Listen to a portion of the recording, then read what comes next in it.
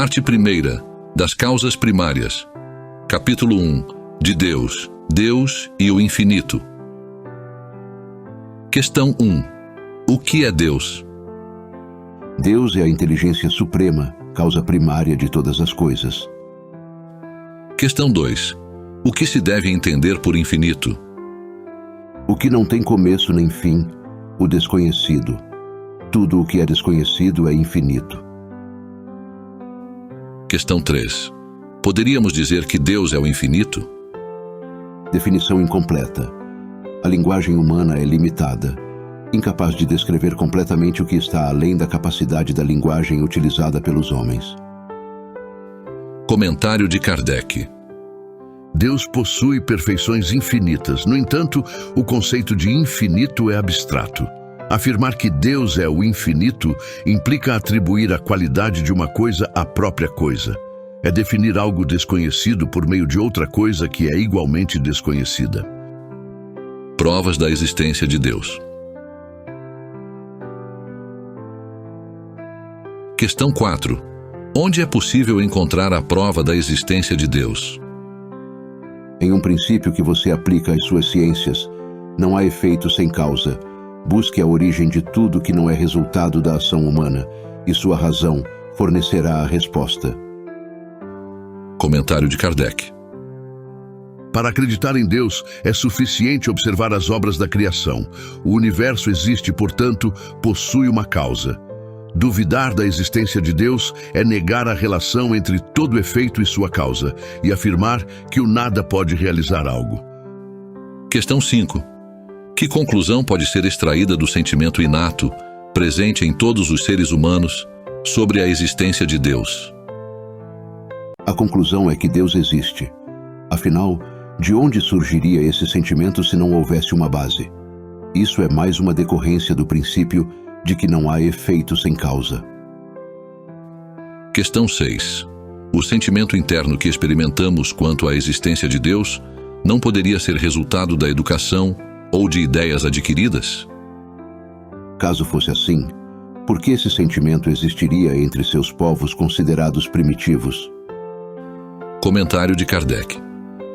Se o sentimento da existência de um ser supremo fosse apenas o resultado de ensino, não seria universal e estaria presente apenas naqueles que tivessem recebido tal instrução, como ocorre com as noções científicas. Questão 7. Seria possível encontrar nas propriedades intrínsecas da matéria a causa primária da formação das coisas? Contudo, qual seria a origem dessas propriedades? Sempre é necessária uma causa primária. Comentário de Kardec. Atribuir a origem primária das coisas às propriedades intrínsecas da matéria seria confundir o efeito com a causa, uma vez que essas propriedades são, em si mesmas, um resultado que deve ter uma causa. Questão 8. O que se deve pensar da opinião daqueles que atribuem a origem primária a uma combinação aleatória da matéria, ou seja, ao acaso? Outro absurdo. Qual pessoa sensata poderia considerar o acaso como um ser inteligente? Além disso, o que é o acaso? Nada. Comentário de Kardec. A harmonia presente no mecanismo do universo evidencia combinações e propósitos específicos, revelando, portanto, um poder inteligente. Atribuir a origem primária ao acaso é imprudente, uma vez que o acaso é destituído de visão e não pode gerar os efeitos que a inteligência é capaz de produzir. Um acaso inteligente já não seria acaso. Questão 9. Na causa primária, como se manifesta uma inteligência suprema e superior a todas as demais inteligências? Tendes um provérbio que diz: pela obra se reconhece o autor. Pois bem, observai a obra e buscai o autor. O orgulho é a raiz da incredulidade. O homem orgulhoso não admite nada acima de si mesmo, autodenominando-se espírito forte.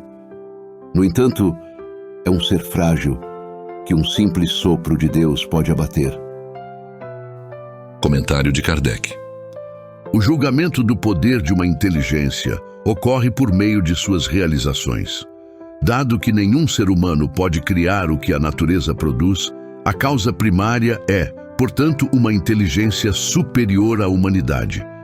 Independentemente dos prodígios realizados pela inteligência humana, ela mesma possui uma causa, e quanto mais grandiosas forem suas realizações, tanto maior será a causa primária. Essa inteligência superior é a causa primária de todas as coisas, independentemente do nome atribuído a ela. Atributos da divindade. Questão 10. O homem pode compreender a natureza íntima de Deus? Não. Para isso lhe falta o sentido. Questão 11.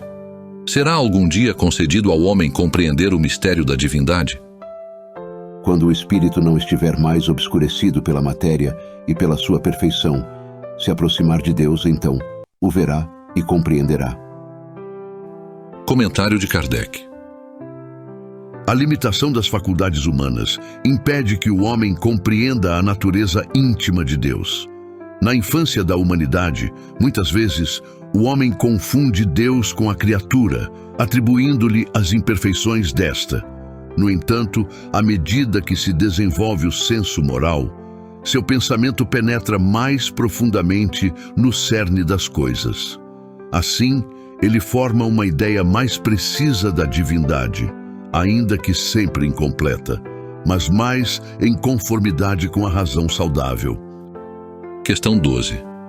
Embora não possamos compreender a natureza íntima de Deus, podemos ter uma noção de algumas de suas perfeições? De algumas, sim. O homem as compreende melhor à medida que se eleva acima da matéria. Ele as vislumbra através do pensamento.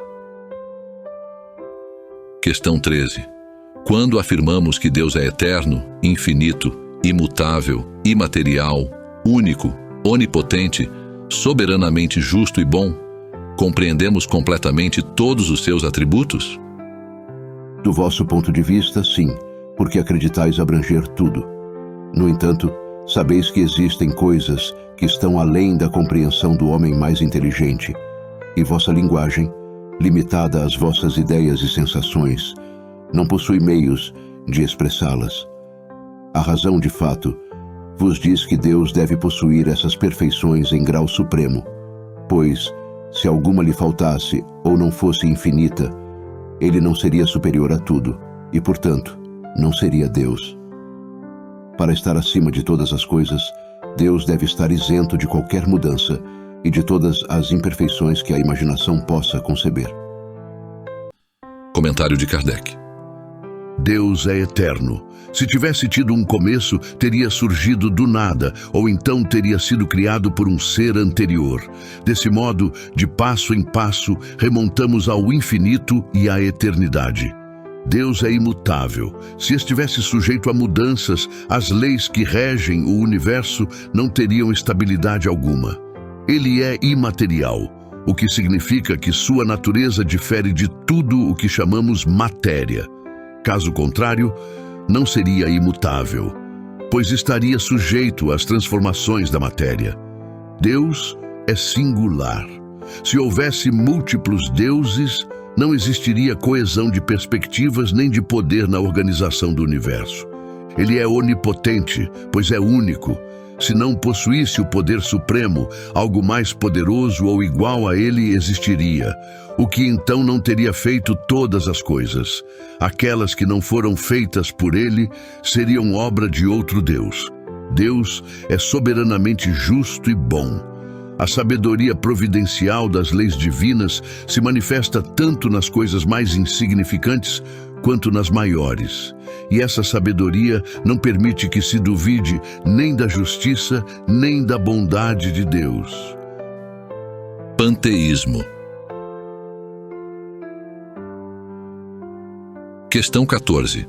Deus é um ser distinto? Ou é, como alguns afirmam, o resultado da combinação de todas as forças e inteligências do universo? Se fosse assim, Deus não existiria, pois seria um efeito e não uma causa. Ele não pode ser simultaneamente ambas as coisas. Deus existe, disso não podeis duvidar, e isso é o essencial. Acreditai em mim, não ultrapasseis isso. Não se percam em um labirinto do qual não conseguiriam sair. Isso não vos tornaria melhores, apenas um pouco mais orgulhosos, pois acreditariam saber, quando na realidade nada saberiam. Portanto, deixai de lado todos esses sistemas. Tendes assuntos mais pertinentes para vos ocupar, começando por vós mesmos.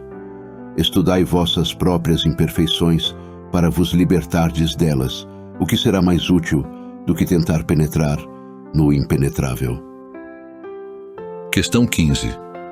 Que se deve pensar da ideia de que todos os corpos naturais, todos os seres, todos os planetas do universo seriam partes da divindade e, juntos, formariam a própria divindade? Ou seja, o que se deve pensar da doutrina panteísta? Não podendo tornar-se Deus, o homem deseja ao menos ser uma parte dele. Questão 16. Os que seguem essa doutrina alegam encontrar nela a demonstração de alguns atributos de Deus. Uma vez que os mundos são infinitos, Deus é, por conseguinte, infinito. Dado que não há vazio ou nada em qualquer lugar, Deus está em toda parte. E estando Deus em todo lugar, visto que tudo é parte integrante de Deus, ele atribui uma razão inteligente a todos os fenômenos da natureza. Que objeções podem ser levantadas contra esse raciocínio? A razão. Refleti profundamente, e não será difícil perceber a inconsistência desse argumento. Comentário de Kardec. Essa doutrina apresenta Deus como um ser material, mesmo que dotado de suprema inteligência, seria em grande escala o que somos em pequena escala. No entanto, ao considerar a constante transformação da matéria, Deus, se fosse assim, perderia toda a estabilidade, estando sujeito a todas as mudanças e até mesmo às necessidades humanas. Ele deixaria de possuir um dos atributos essenciais da divindade, a imutabilidade. Não se podem atribuir as propriedades da matéria à ideia de Deus sem rebaixá-lo em nossa compreensão. E não há sutilezas de argumentos enganosos que resolvam o problema de sua natureza íntima. Embora não saibamos tudo o que Deus é, sabemos o que ele não pode deixar de ser. E o sistema em questão contradiz suas propriedades mais essenciais. Isso mistura o Criador com a criatura, assim como afirmar que uma engenhosa máquina é parte integrante do mecânico que a concebeu. A inteligência de Deus se revela em suas obras como a de um pintor em sua pintura. No entanto, as obras de Deus não são o próprio Deus. Assim como o quadro não é o pintor que o concebeu e executou.